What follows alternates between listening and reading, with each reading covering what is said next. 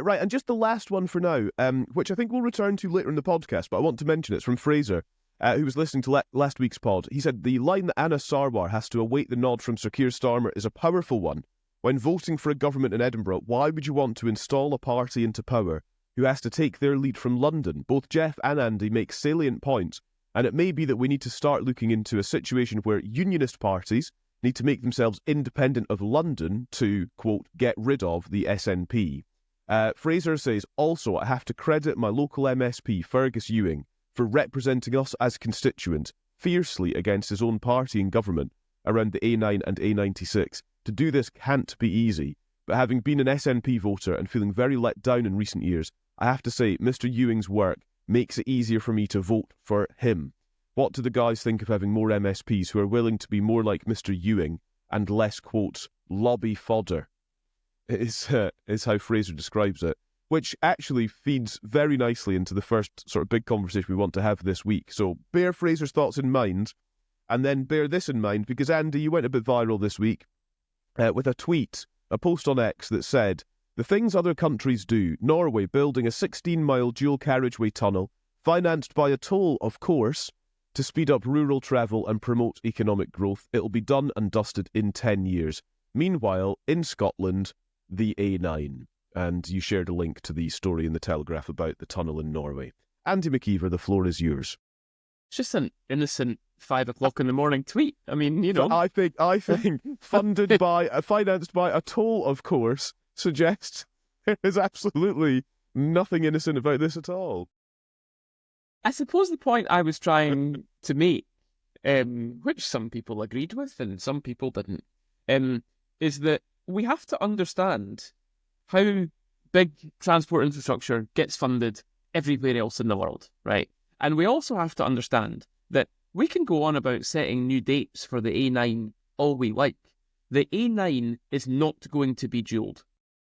It's not going to happen unless we change the way that we think about how to fund big infrastructure and how to pay for the ongoing payoff from big infrastructure. So everywhere else in the world, there is some form of private finance, whether that be some sort of private-public partnership or whether it be effectively a loan from the markets.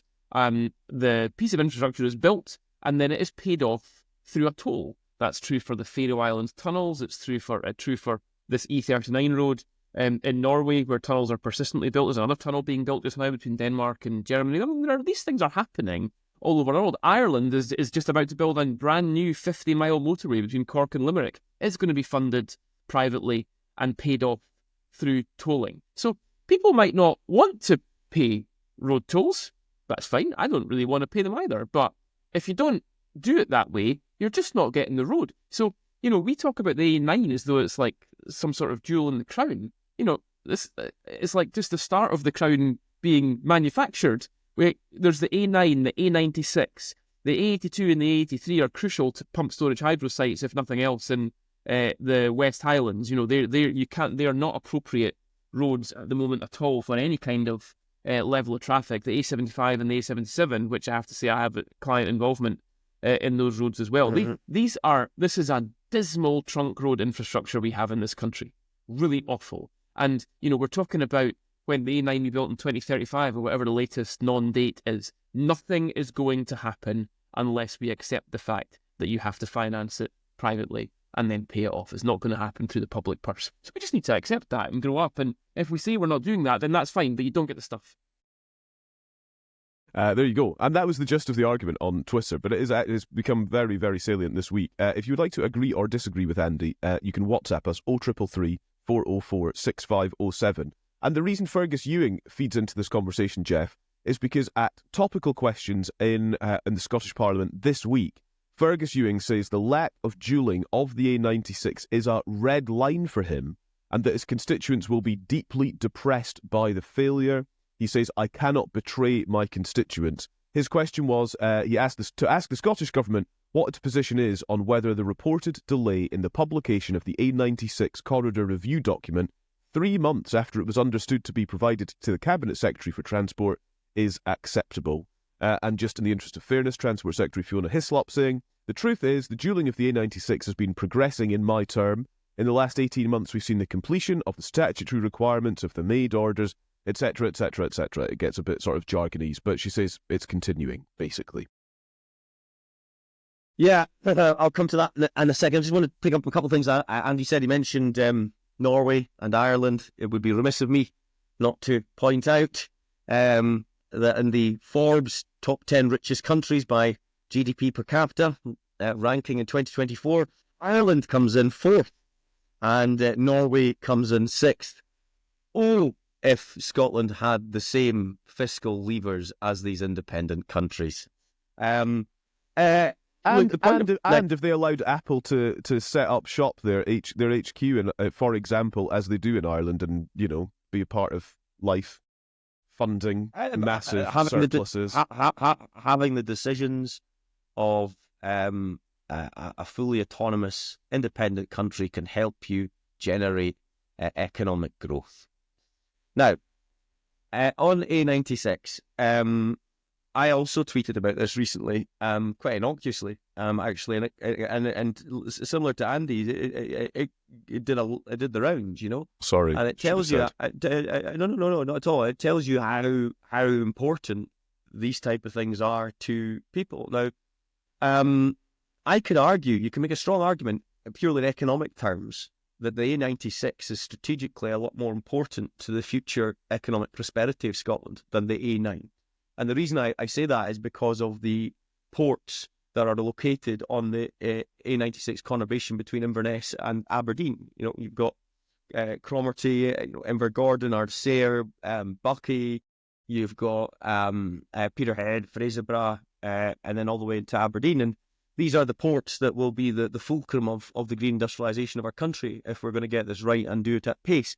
And so it would make sense, would it not, to have that corridor dualled to reduce times between them, because you're going to need to get the supply chain to the ports as quickly as possible to ensure that we really do turbocharge this transformation. And so I think it's a strategic economic priority, imperative rather than that we do this. I think the Scottish Government have to outline in the run-up to 2026 clearly how they are going to fund this. To take Andy's point, there has to be a clear programme of investment, not airy-fairy stuff, not we're putting this to consultation, Transport Scotland are doing another review on this particular leg. Just say a lot more detail in terms of their intention to do it. Why? Politically? Because you are going to need to hold on to those seats of the SNP, in my opinion. This is where there is a natural SNP constituency traditionally, and you can really tap into that, but you have to give them something. And to the point on Fergus Ewing's contribution yesterday, I thought the language there was telling. Red line. So if that red line is not met in his view, does that mean he's off?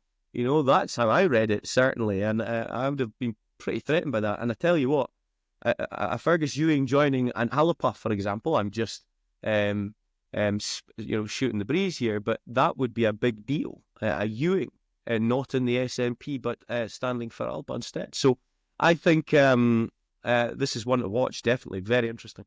Yeah. Andy, what do you think of Fergus Ewing's comments? Red line is absolutely standout from him. Yeah, it is. I mean, I think the whole Fergus Ewing thing had the sting taken out of it very significantly when John Swinney and Kate Forbes took over. I think you can fairly see Fergus Ewing as being far more allied to Swinney and Forbes than he would have been to the previous regime. So that kind of put an end to the concept of SNP rebels, to be honest, when John and Kate came in. But Jeff's right. I mean, the language is pretty clear, and Fergus couldn't have been clearer about what he sees as being the essential requirements on road building.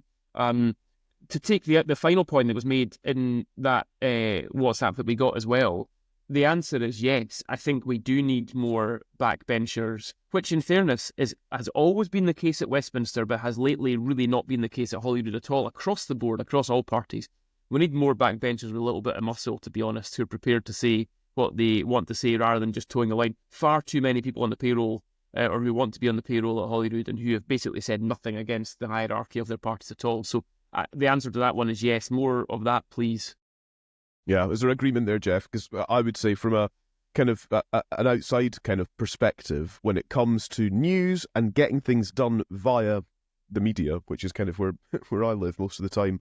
People need to say things. They need to stand up for what they believe in, like Fergus Ewing does, and that's why he gets attention, and that's why people talk about these issues. And he picks on things that are important, as you say, A96 in his case. If imagine every MSP was going into bat every single week, loudly and proudly for something for their constituents. What a place the Scottish Parliament could become. Yeah, and you can argue the same for Westminster. I mean, we're going to come on to the WASPy stuff as well, and we're seeing interesting interventions from certain Labour MPs about that decision. I mean, look, I agree entirely. I suppose the only caveat to that is I served in government, and when you're in government, you want to keep your government together as much as possible, and the party of government together. And so I would try and encourage MSPs to toe the line as much as possible. I'm just being honest here, but equally, when they were of our view, and I can think of a number of examples to speak out, that meant, you had to listen, particularly when we're in a minority government, and we had to respond to that, and that does make better decision making, actually. So yeah, I wholeheartedly agree. From this wonderful position of not being in politics anymore. but it's good to hear all the perspectives, isn't it, on that? I just want to mention as well on infrastructure and on economic growth, and actually on a subject that's close to this podcast's heart, of course, energy. This is from Energy Voice. Delays in approving the mammoth Berwick Bank offshore wind farm are putting potentially billions of pounds of investment and thousands of jobs at risk. This is a warning from our friends at the Aberdein and Grampian Chamber of Commerce, marking the 2-year anniversary of the submission of the project's planning application, claiming it's not an anniversary the Scottish Government should be proud of. Now, for clarity, the application went in 2022, and the project is still awaiting a decision, and it is from Scottish ministers, Geoff. That's right, isn't it? In terms of who is responsible. Yeah, look, so just very briefly on this, actually, I know we've got things to cover, but in the budget, in fairness to the Scottish Government, they announced an offshore wind planning hub that will be located in Aberdein, and my understanding is that they're going to put the relevant officials from Nature Crown Estate Scotland, from Marine Scotland and the Scottish Government Offshore Wind Directorate under one roof to try and simplify and accelerate the process from planning and consenting for these projects, getting them available so that they can be commercially invested in. Now, that is really, really welcome, in fairness, but it is in a hugely arduous process right now. All of those agencies have to be consulted on each stage. I'm trying to make this as simple as possible. Of the planning application, and then they go back and then back and forth. Surely there's a way this can be done concurrently. And they identify those projects that are of huge significance to our economy, but also in terms of our ability to get to net zero quickly and ensure that we don't lose out and maintain our position as potential global leaders in particularly offshore wind. So it's not acceptable, quite frankly. Then we need to do something about it. The noises coming from the Scottish Government are good. They're receptive to that, but it needs to be done quicker. Andy? Look, we've given this new government under John Swinney and Kate Forbes credit where it's due over the last 6 months or so. I think the business environment is better. I think the foundations are there for things to get significantly better than they were. The budget was decent. I think broadly speaking, we've given them a fair crack at the whip, and I think we've given credit where it's due, and it is due in many areas. But it's not due here. This is a farce. You cannot stand up there and say we are a global leader in this area of offshore wind and then sit on your backside for 2 years, failing to get the biggest jewel in the crown underway and going. The signal it sends to the investment world is absolutely hopeless. There is no certainty given. There is no indication to the rest of the world that we are the place to be when it comes to offshore wind. Now, there will be all sorts of reasons the government will give, processional reasons and regulatory reasons why this has been held up here and this has been held up there and all that. You just have to get it done. If you want to play with the big boys, you just get these things done. This has now gone on long enough, and if you want to send the signal that you are a player in this and that you are one of the leaders of the world when it comes to offshore wind, you've got to just get this done, or you look like idiots, and you deserve to look like idiots as well. Yeah. And just one very quick thing on top of that. The point here is it's not just for the sake of saying that you've got them consented. It's the point about the ability to invest in them. So we have a supply chain, I've mentioned it many times before, the largest cluster of energy supply chain companies anywhere in the UK are based in and around the northeast of Scotland.